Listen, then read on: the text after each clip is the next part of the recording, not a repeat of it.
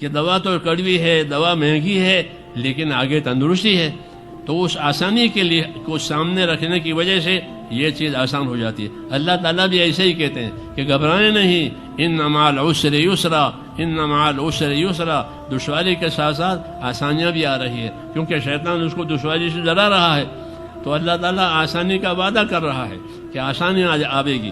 تو اس لیے میرے دوستو، دین کے کام کا یہ تقاضا ہوتا ہے کہ اللہ کے وعدوں کو سامنے رکھ کر کے فیصلہ کرنا کہ مجھے تو یہ کرنا ہی کرنا ہے، جب اللہ نے وعدہ کیا ہے تو اللہ کا وعدہ سچا ہے۔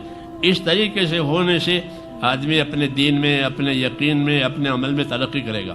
چونکہ دنیا دارالعمل ہے، اس لیے یہاں عمل کرنا پڑے گا، اور عمل کرنے کی حالت میں مختلف حالتیں آتی ہیں، کبھی آسانیاں بھی آتی ہیں، کبھی دشواری بھی آتی ہے۔ دنیا کے کاموں میں بھی یہی ہوتا ہے، دین کے کاموں میں بھی یہی ہوتا ہے کہ کبھی دشواری بھی آئے گی، کبھی آسانی بھی آئے گی۔ تو دشواری آوے تو دشواری قربانی بنے گی، اور آسانی آئی ہے تو آسانی رحمت بنے گی۔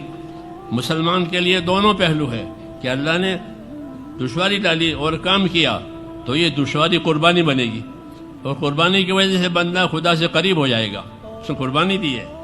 اور اگر آسانی آئی ہے تو یہ اللہ کی رحمت ہے کہ اللہ نے کام بھی دیا اور آسانی بھی دی۔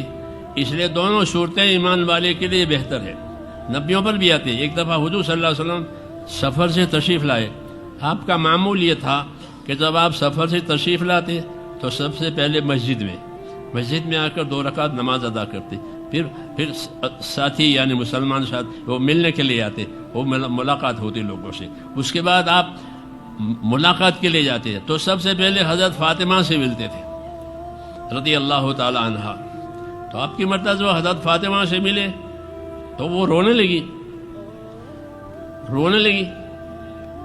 پھر رونے کی کیا بات ہے کہ یا رسول اللہ، میں دیکھ رہا ہوں آپ کے کپڑے میلے ہو گئے ہیں، آپ کی طبیعت پر تھکان کا اثر ہے۔ جی ہاں، کیونکہ سفر ہوتے تھے، طبیعت پر تھکان کا اثر ہے، کپڑے میلے ہو گئے ہیں۔ تو آپ نے فرمایا کہ فاطمہ، رونے کی بات نہیں ہے، اللہ نے تیرے باپ کے ذمے ایک کام کیا ہے، اور اللہ سے امید ہے کہ اللہ تعالیٰ یہ کام کرے گا، اور اس کام کو اللہ آخر تک پہنچائے گا۔ ہاں، آخر تک پہنچائے گا، رکے گا نہیں، اور یہ کام ایسے پھیلے گا کہ ایک کچا مکان بھی باقی نہیں رہے گا اور پکا مکان بھی باقی نہیں رہے گا۔ یعنی شہری علاقے، دیہاتی علاقے، کوئی علاقے باقی نہیں رہیں گے مگر یہ کام وہاں پہنچ کر کے رہے گا۔ یہ بشارت دی ہے کہ اس لیے گھبرانے کی بات نہیں ہے کہ کچا مکان، پکا مکان، شہری علاقے، دیہی علاقے، دیہاتی علاقے، کوئی علاقے باقی نہیں رہیں گے، یہ کام وہاں پر ہو کر کے رہے گا۔ اس لیے رونے کی کوئی بات نہیں ہے، یہ تو کام ہے، تو کام کرنے سے ہی ہوتا ہے۔ تو اس طرح حضور صلی اللہ علیہ وسلم نے ہمتیں بندھوائی ہیں تاکہ ہمت